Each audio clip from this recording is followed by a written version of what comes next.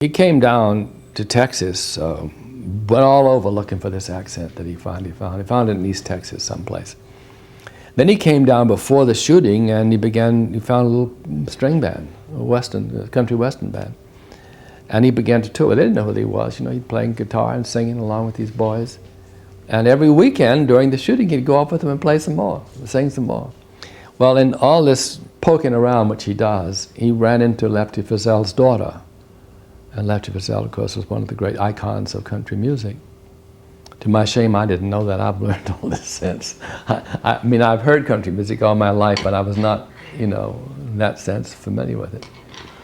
And his daughter had 4 unpublished songs of Lefty Frizzell's, and which I understand that some of the top country people have been trying to get hold of, but she took a liking to Bob and let him use one, and that's the one that is done in the opening credits, which I happen to like best of all.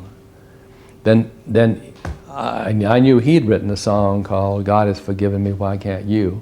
And I used the title of that in one of the things. I didn't really know that he could sing. Hallie said to me, "Did you know Bob could sing?"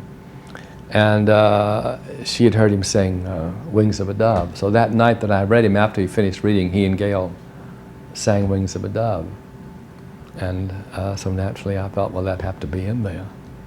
And actually the integration of the music as it is pretty much what happens in an editing room, you know.